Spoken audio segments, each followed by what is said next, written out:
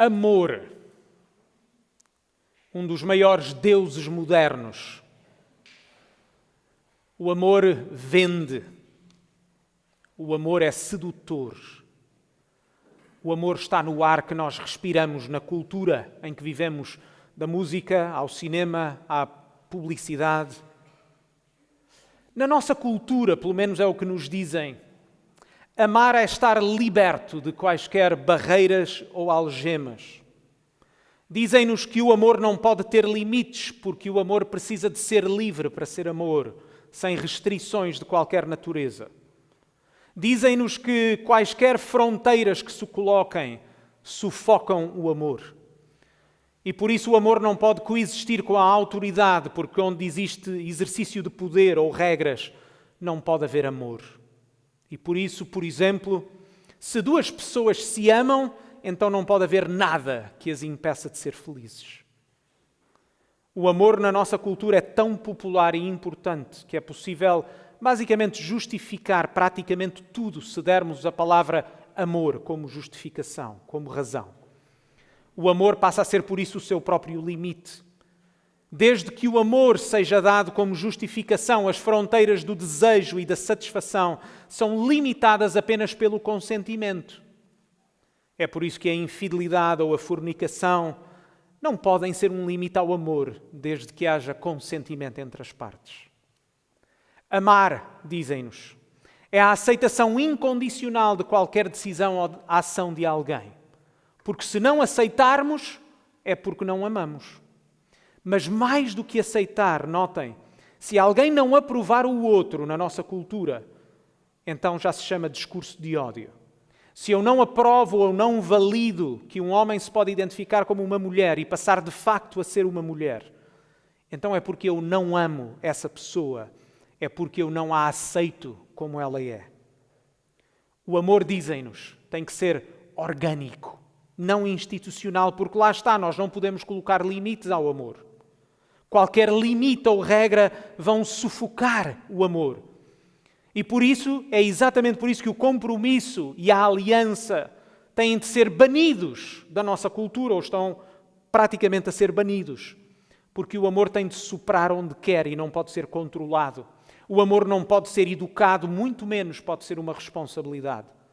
O amor, dizem-nos, jamais pode ser um mandamento, porque ele não pode ser forçado. O amor, para ser amor, tem de ser espontâneo.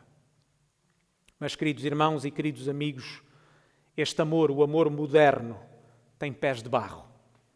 É um amor sentimentalista, é um amor individualista e é um amor consumista. O amor moderno é sentimentalista porque ele depende do que cada pessoa sente.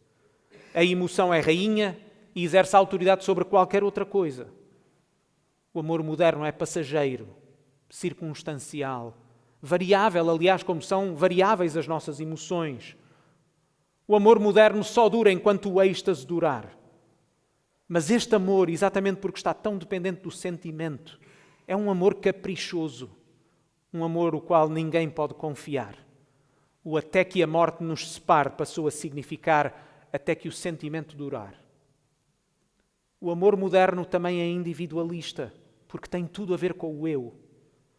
Este amor não é algo objetivo, não se pode dizer o que realmente seja.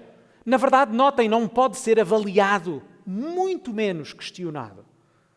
Este amor é subjetivo, porque ele é definido e está totalmente dependente do que eu sinto. Este amor, notem, é um verdadeiro ditador, porque ele é irrefutável. É um amor que tem a ver com o eu, com a sua satisfação, com a sua realização. E ai de alguém que o coloque em causa. O amor moderno não é mais do que a celebração do egoísmo. O amor moderno é também consumista. É um amor baseado no apetite e na sua satisfação.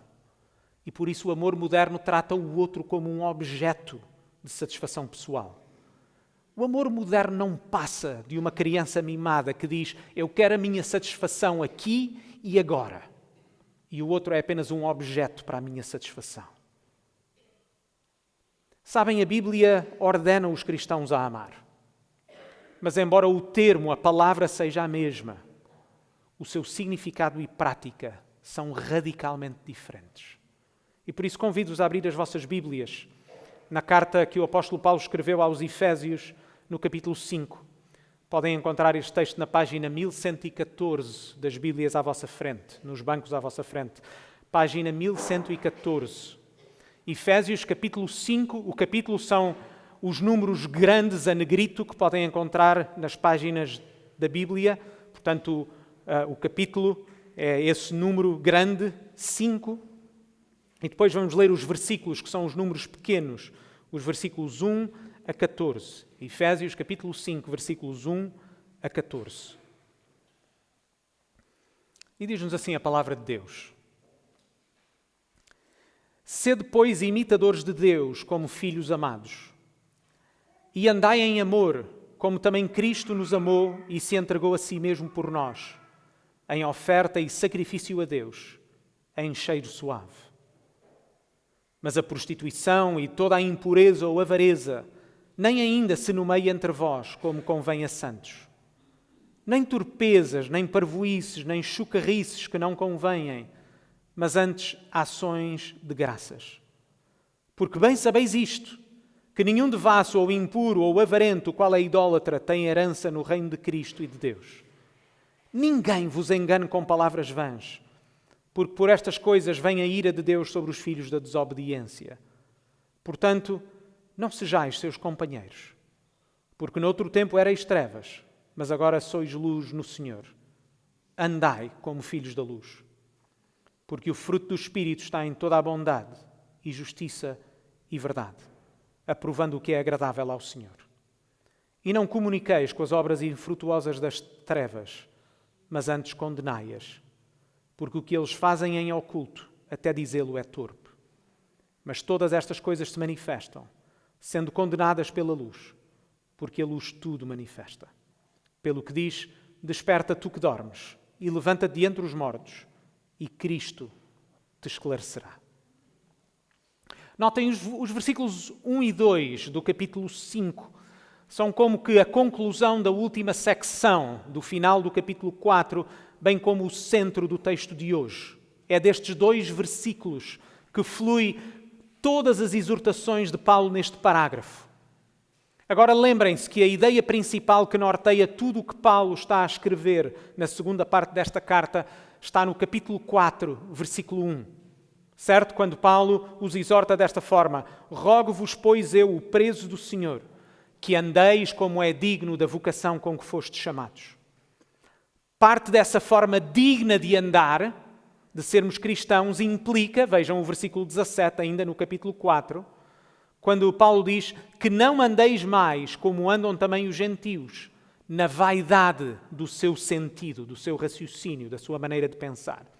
É por isso que eles devem, lembrem-se, um texto que nós já vimos, versículo 22, eles devem despojar-se do velho homem, ou seja, despir-se do velho homem.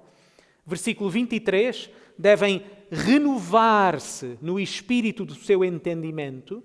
E depois o versículo 24, e revestir-se ou vestir-se do novo homem. A conclusão, a implicação, a referência principal é esta. Vejam o versículo 1 e 2 que nós acabamos de ler. Sede, pois, imitadores de Deus como filhos amados, e andai em amor, como também Cristo nos amou e se entregou a si mesmo por nós, em oferta e sacrifício a Deus, em cheiro suave. Se nós tivermos de resumir a ética cristã numa palavra, essa palavra é amor. E este não é um mandamento novo de Paulo. Lembram-se o que lemos nos Evangelhos? Lemos, por exemplo, em Mateus, capítulo 22, versículos 35 a 40, assim. Um deles, doutor da lei, interrogou a Jesus, interrogou-o para o experimentar, dizendo: Mestre, qual é o grande mandamento da lei? E Jesus disse-lhe: amarás o Senhor teu Deus de todo o teu coração, de toda a tua alma e de todo o teu pensamento. Este é o primeiro e grande mandamento. E o segundo, semelhante a este: amarás o teu próximo como a ti mesmo. Destes dois mandamentos dependem toda a lei e os profetas. O Senhor Jesus resumiu toda a lei em amar a Deus e amar o próximo. E o Senhor Jesus estava Ele mesmo a citar o Antigo Testamento, a lei, não era ensino novo. O texto que nós lemos é acerca de amor, como base de toda a ética cristã. E neste texto nós vemos pelo menos 4 coisas que são os pontos deste sermão. Em primeiro lugar, o amor de Deus, versículos 1 e 2. Em segundo lugar, o amor do mundo, versículos 3 e 4. Ponto número 3, a resposta de Deus, versículos 5 e 6. E ponto número 4, a resposta da igreja, versículos 7 a 14. Ponto número 1, o amor de Deus. Número 2, o amor do mundo. Número 3, a resposta de Deus. E número 4, a resposta da igreja. Vejam mais uma vez o versículo 1 e 2. Vejam a repetição da mesma família de palavras.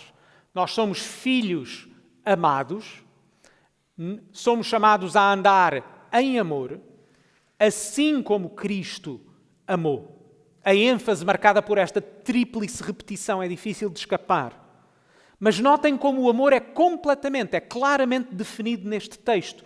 Nós somos chamados a imitar a Deus porque somos filhos amados. E somos chamados a andar em amor como Cristo nos amou. Deus Pai e o Senhor Jesus são o padrão deste amor que nós somos chamados a viver. Nós imitamos a Deus e amamos como Cristo nos amou. Notem, mais uma vez, como vimos na semana passada, este texto é para cristãos. É para estes filhos amados. É para aqueles a quem o amor de Deus alcançou. É para aqueles que Paulo já tinha mencionado no capítulo 1, no versículo 5, quando nos diz que, em amor, Deus nos predestinou para filhos de adoção por Cristo Jesus. É exatamente isso que nós somos. Somos filhos adotados pela graça e o amor do nosso Deus. Nós não somos filhos por direito, nós não somos filhos por mérito, nós não somos sequer filhos por escolha. Somos sim filhos adotados, porque Deus nos predestinou na sua graça e no seu amor. Entenda, irmãos, é necessário conhecer e experimentar o amor de Deus para conosco. Ninguém pode amar como Deus ama, sem primeiro receber este amor. O nosso amor deve ser uma resposta e deve ser uma imitação do amor do próprio Deus. Como João nos lembra na sua primeira carta, 1 João 4,19. Nós amamos porque Ele nos amou primeiro. Vejam o versículo 2, mais uma vez, agora do capítulo 5, aqui em Efésios. E andai em amor como também Cristo nos amou e se entregou a si mesmo por nós. Queridos irmãos, olhemos para o exemplo do Senhor Jesus e do seu exemplo por nós. E definamos o que é o verdadeiro amor. Escreve Paulo, Cristo nos amou. Pensa nesta verdade. O amor de Cristo por nós não é resultado de nada que Ele tenha visto de bom em nós, que o levasse a amar. Na verdade, o amor de Cristo por nós é o oposto do que nós esperaríamos. Cristo tinha todas as razões para não nos amar. É por isso que o amor de Cristo diz muito acerca da sua natureza, da sua misericórdia e da sua graça. Entendem? O amor fala muito acerca de quem Deus é e de quem o Senhor Jesus é. E depois diz que Cristo nos amou e se entregou a si mesmo por nós. O amor de Cristo é voluntário, porque Ele entregou-se. O amor de Cristo é generoso, porque Ele entregou-se a si mesmo de forma completa. Pensa bem nisto. Cristo não apenas deu uma parte daquilo que tinha. Cristo não apenas deu uma parte do seu ser. Ele entregou-se completamente por nós. O amor de Cristo não foi parcial, ele foi total. Isto é verdadeiro amor. E escreve ainda Paulo, entregou-se a si mesmo por nós em oferta e sacrifício a Deus, em cheiro suave. O amor de Cristo foi sacrificial. Ele ofereceu a sua vida para pagar o preço dos nossos pecados. Este cheiro suave refere-se à imagem de um sacrifício animal cujo aroma é recebido por Deus e apazigua a sua ira. E no caso do Senhor Jesus, o seu sacrifício foi real. Ele entregou e Ele ofereceu a sua vida. Ele pagou a nossa culpa contra Deus. Deus Pai recebe o sacrifício de Cristo em nosso favor. Queridos irmãos, este é o amor do Senhor Jesus. Um amor que não busca os seus próprios interesses. Um amor sacrificial. Um amor que se entrega em favor do outro e para bem do outro. É este amor, o amor de Deus, que nós somos chamados a imitar. Mas notem, ponto número 2, o amor do mundo não é assim. Vejam o versículo 3 e 4. O versículo 3 começa com a palavra mas.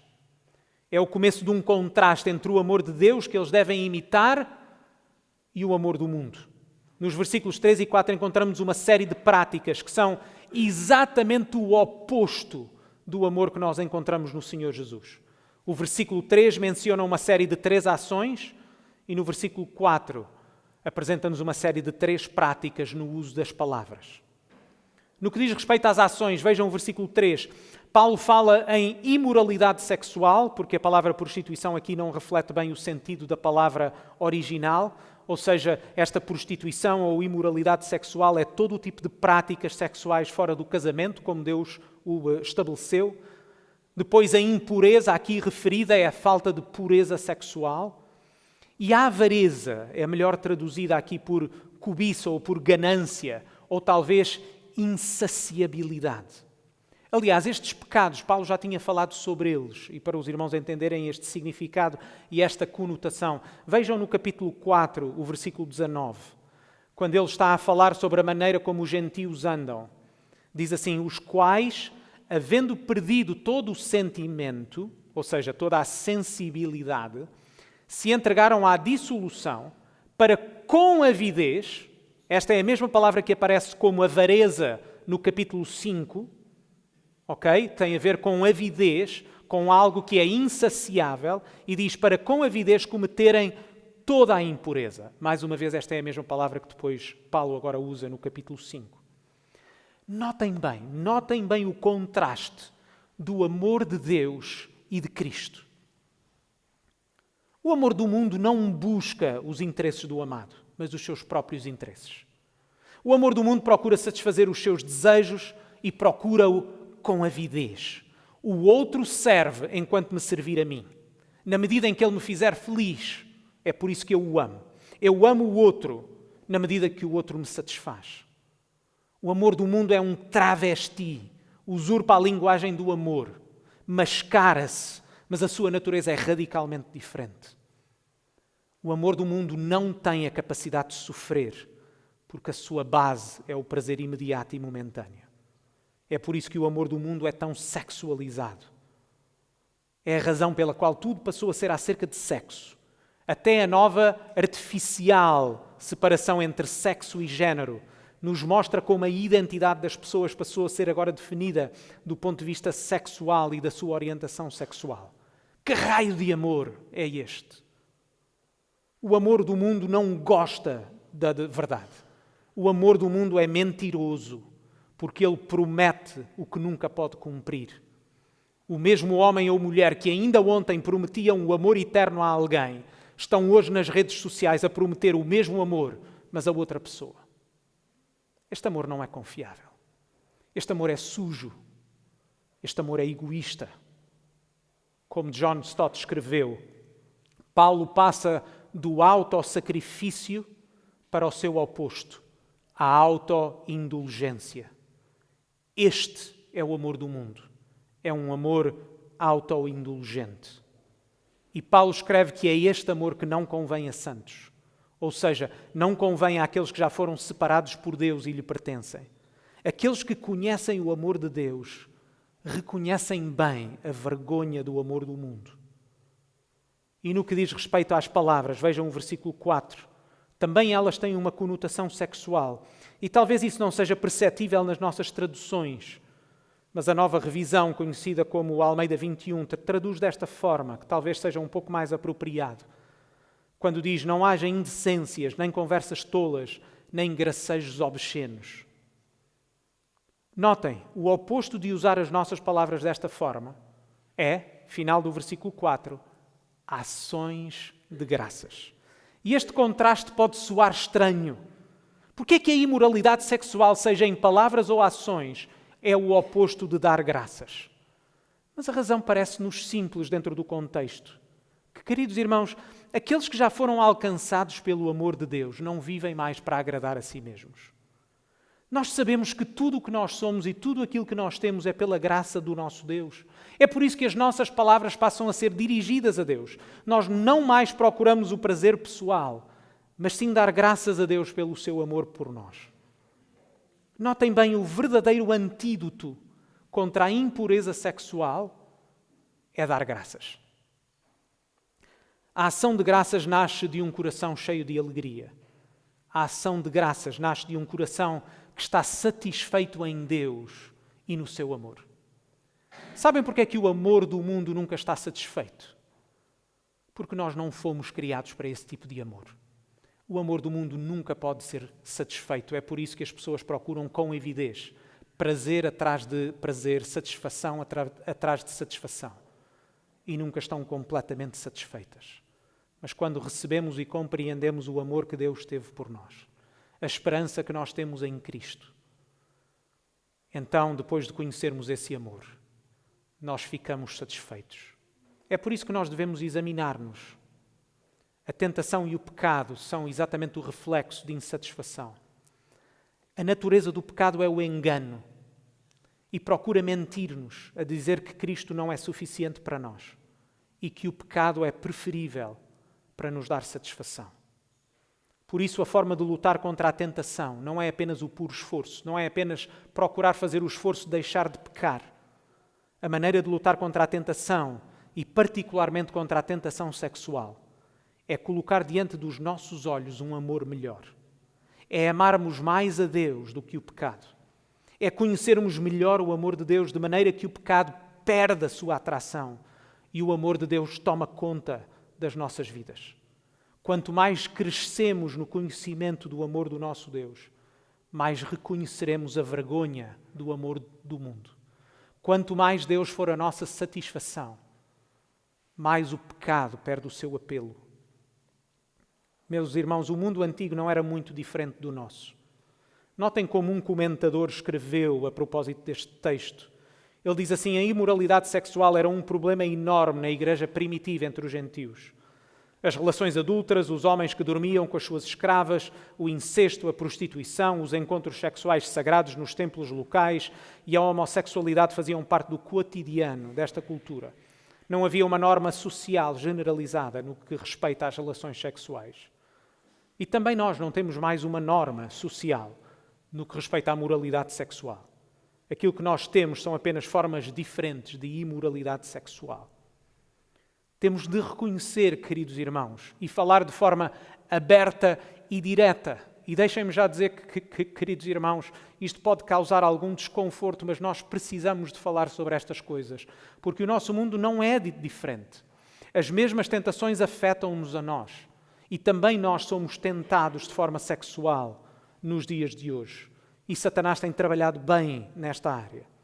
E uma das maneiras mais astutas que Satanás tem trabalhado é transferir o pecado da esfera pública para o domínio privado. E por isso, desta maneira, a vergonha e a autoindulgência podem ser praticadas silenciosamente dentro da privacidade das nossas casas, sem sequer exigir a presença física de uma outra pessoa. Quero que pensem nestes números, nestes dados horríveis acerca da pornografia e do seu uso. Notem, irmãos, estes não são dados do nosso país. Eu não penso que nós temos este tipo de dados no nosso país, mas sim dos Estados Unidos. Mas não deve ser muito diferente do nosso. E depois de um estudo aprofundado, a conclusão foi esta: que os adolescentes e os jovens adultos americanos consideram que não reciclar é mais imoral do que ver pornografia. Já chegámos ao ponto que não reciclar é considerado mais imoral do que ver pornografia. Sabemos, isto são dados objetivos, que 25%, uma em cada 4 de todas as pesquisas que são feitas online são sobre sexo. Sabiam que a cada minuto são gastos cerca de $185 mil em pornografia. $185 mil por minuto. num mundo em que 90% das crianças entre os 8 e os 16 anos já foram expostos a material pornográfico. Entre homens, adolescentes e jovens adultos, 67%, 2 em cada 3, consomem pornografia pelo menos uma vez por mês. A maioria dos adolescentes está envolvido ativamente naquilo que é conhecido como sexting, a receber ou enviar imagens sexualmente explícitas. Pelo menos 62% dos adolescentes e jovens adultos confessam que já receberam uma imagem sexualmente explícita e 41% confessam que já enviaram uma. Este é o amor do mundo. É um amor sexualizado. É um amor autoindulgente. É um amor egoísta. É um amor que procura apenas a sua satisfação pessoal. Número 3, a resposta de Deus. Vejam os versículos 5 e 6. Em primeiro lugar, Deus não pode senão condenar o amor do mundo. Deus é amor. E o seu amor é santo e o seu amor é justo. Quem vive desta forma mostra claramente que ainda não o conhece e que ainda não conhece o amor de Deus. Quem prefere o amor do mundo, aquilo que faz é conspurcar o verdadeiro amor. E por isso é condenado justamente por Deus. Queridos irmãos, ouçamos este aviso. Versículo 5. Bem sabeis isto, que nenhum devasso ou impuro ou avarento que é idólatra tem herança no reino de Cristo e de Deus. Com esta lembrança, notem, Paulo não está a avisar os cristãos que eles podem, de certa maneira, perder a sua salvação. Esse não é o assunto. Paulo não está a dizer, porta-te bem, senão perdes a herança que Deus tem para ti. Para os cristãos, esta é antes uma lembrança do que eles já sabem. O pecado resulta em condenação e morte. E Paulo deseja lembrá-los desta realidade para que eles possam perseverar na sua luta contra o pecado. Deus já lhes deu uma nova vida. E eles têm a liberdade para não estar presos a essa velha vida. Mas deixem-me dizer também que este deve ser um sério aviso para quem não é cristão. Deus vai julgar todos, sem exceção. A Bíblia ensina-nos que todos terão de apresentar-se perante Deus e dar contas da sua vida. De que haverá um julgamento certo. Esta é uma séria lembrança para cristãos, mas um aviso ainda mais contundente para quem não se arrependeu dos seus pecados. Se estás aqui e não és cristão, é tempo de seres confrontado que existe um Deus ao qual vais ter de prestar contas. Este é tempo para refletir sobre a tua vida e reconheceres que tens vivido em rebeldia contra Deus, a definir amor à tua própria maneira, a viver no teu próprio egoísmo, a seguires a tua própria felicidade, como se Deus não existisse. Este é o tempo, porque a mensagem cristã não é uma mensagem de condenação, é uma mensagem de salvação. Deus não apenas quer que saibas que o teu pecado vai ser condenado. Deus quer que saibas que Cristo, Deus feito homem, morreu na cruz para perdão dos pecados de todos os que se arrependem e colocam a sua fé no Senhor Jesus. E por isso deixa-me dizer que hoje pode ser um dia de arrependimento e de salvação na tua vida. Por isso, se desejares falar sobre o que significa ser cristão, o que é que significa este arrependimento e fé, fala comigo no final deste culto. Fala comigo ou com qualquer membro desta igreja. Nós teríamos o imenso prazer e alegria de partilhar contigo acerca do Senhor Jesus e como podes ser perdoado por Deus. Meus queridos irmãos, ouçamos as advertências da palavra de Deus. Versículo 5. Bem sabeis isto. Versículo 6. Ninguém vos engane com palavras vãs. Paulo quer que eles se lembrem que estas verdades são claras e devem ser indisputáveis para nós. Estes avisos são feitos porque a justificação do pecado é tão antiga como o próprio pecado. Não se deixem enganar com vãs subtilezas, com argumentos que podem soar bem, mas que são mentirosos. É óbvio que as pessoas irão procurar justificar o seu pecado a sua desobediência, a sua rebeldia contra Deus. Lembrem-se, o pecado precisa, obviamente, parecer algo bom para ser atrativo, senão ninguém o cometeria. Obviamente que nós ouvimos, vez após vez, as justificações. Deus quer que sejamos felizes. Se Deus é amor, Ele não pode ser contra o nosso amor. Se Deus condenasse, não iria permitir que eu tivesse estes sentimentos. Eu sou salvo pela fé, não sou salvo pelas obras e tantas outras desculpas e justificações. As justificações são infinitas, mas a resposta de Deus é clara. Ninguém vos engane com palavras vãs, porque por estas coisas vem a ira de Deus sobre os filhos da desobediência. Qual deve ser então a resposta da Igreja? Ponto número 4. Em primeiro lugar, voltemos ao versículo 3, porque nos diz que estas coisas não se devem sequer nomear entre nós.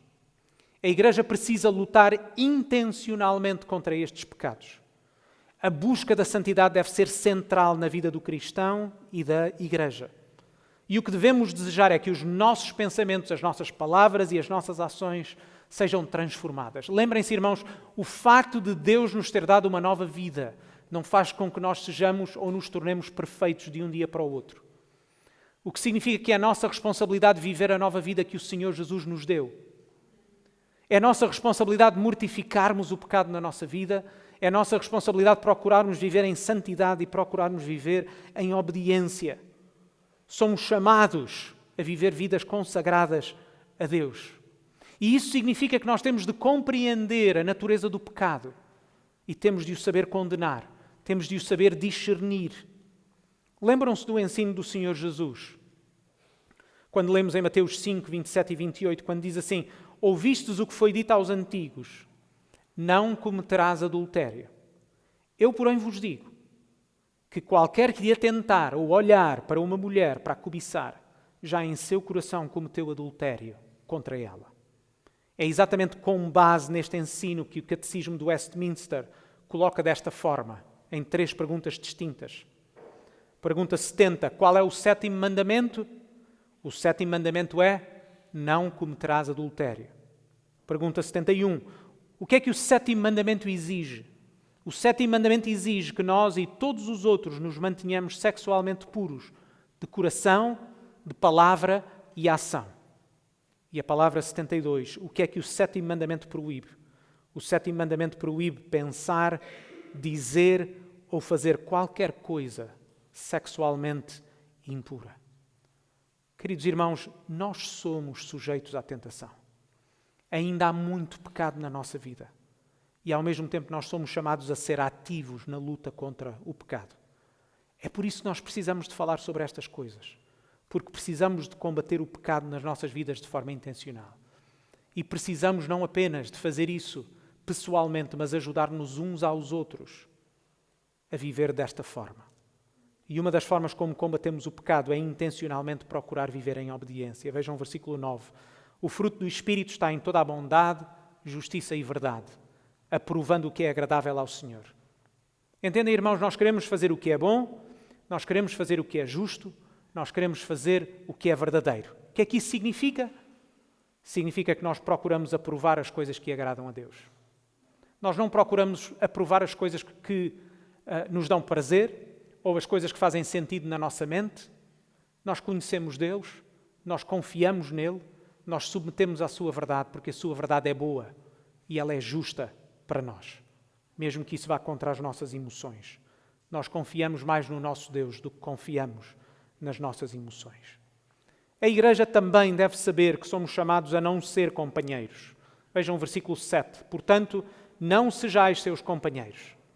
A Igreja não é apenas chamada a não praticar estas coisas, mas sim a não ter comunhão com quem as pratica. E o significado aqui não é que os cristãos não devem ter relacionamentos com não cristãos. O sentido é que nós não podemos ser cúmplices do pecado. Penso que aqui o Salmo 1, o versículo 1, pode nos dar melhor este sentido, quando nos diz: bem-aventurado o varão que não anda segundo o conselho dos ímpios, ou seja, não pratica essas coisas, mas depois diz também: nem se detém no caminho dos pecadores, nem se assenta na roda dos escarnecedores. Deve haver uma clara separação entre o que é santo e o que é profano, o que agrada e o que não agrada a Deus.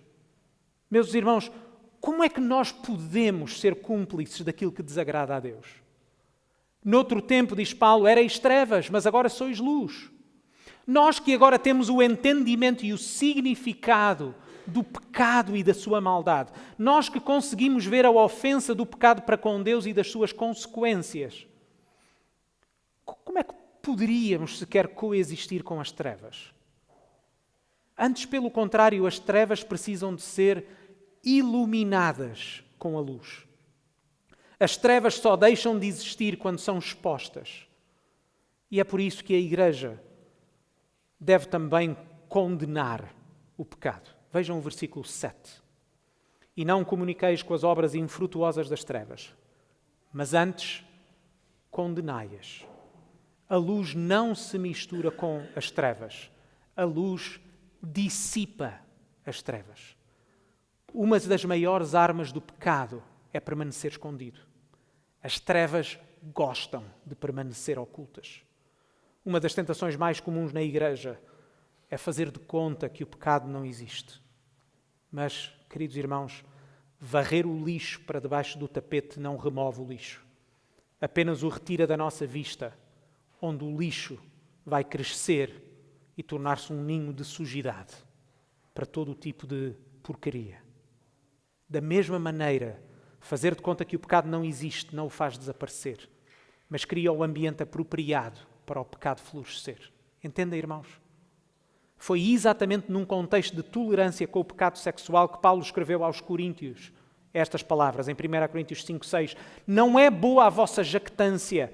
Não sabeis que um pouco de fermento faz levedar toda a massa? A Igreja precisa expor o pecado. O pecado precisa de vir à luz para ser tratado. E por isso deixa-me exortar-te. Se vives neste momento em pecado oculto, eu convido-te, confessa o teu pecado. Confessa a Deus. Confessa a um irmão maduro, experiente, que te possa ajudar. Confessa o pecado. Ele precisa de ser colocado à luz. Se conheces pecado no teu irmão, conversa com ele. Não olhes para o lado. Não faças de conta que ele não existe. Supera o desconforto. Se a Igreja conhece pecado grave, ele precisa de ser tratado. É por isso que a disciplina na Igreja é um sinal de que a Igreja ama a Deus e ama o outro. Uma das funções da Igreja é chamar os seus membros ao arrependimento. Uma das funções da Igreja é reconhecer que a falta de arrependimento é sinal também de falta de conversão. Que seja claro para todos nós, o amor não é tolerância para com o pecado. Aquele que verdadeiramente ama, deseja o melhor para o outro, certo? Aquele que verdadeiramente ama, deseja o melhor para o outro. Por isso, ninguém que ama verdadeiramente o outro pode tolerar que a pessoa continue em pecado. Porque cada vez que a Igreja tolera o pecado, não apenas despreza Deus e aquilo que é ofensivo para Deus, mas também mostra falta de amor para com a outra pessoa, porque permite que a pessoa viva de forma condenada sem ser chamada ao arrependimento. E a Igreja é tão tentada a pecar nesta área. Uma Igreja que ama é uma Igreja que expõe o pecado e que condena o pecado. Finalmente, o nosso desejo maior. Voltamos aos versículos 1 e 2. Sede, pois, imitadores de Deus como filhos amados, e andai em amor, como também Cristo nos amou e se entregou a si mesmo por nós, em oferta e sacrifício a Deus, em cheiro suave. Nós queremos ser como o nosso Deus. Nós queremos ser como Cristo. Nós queremos aprender a amar como Cristo nos amou. O amor de Deus representado de forma perfeita em Cristo é tanto a razão como o propósito da nossa existência. Em primeiro lugar, nós somos filhos amados. Nós somos o resultado do amor com que Deus nos amou. Mas, ao mesmo tempo, nós queremos andar em amor, como Cristo nos amou. Porque reconhecemos que o amor de Deus é superior a qualquer outro amor. Porque reconhecemos que o amor de Deus é suficiente para nós. Porque reconhecemos que o amor de Deus nos satisfaz de forma completa. 2 Coríntios 5, 14 e 15. Porque o amor de Deus nos constrange, julgando nós assim, que se um morreu por todos, logo todos morreram. E ele morreu por todos, para que os que vivem não vivam mais para si, mas para aquele que por eles morreu e ressuscitou. Vamos orar.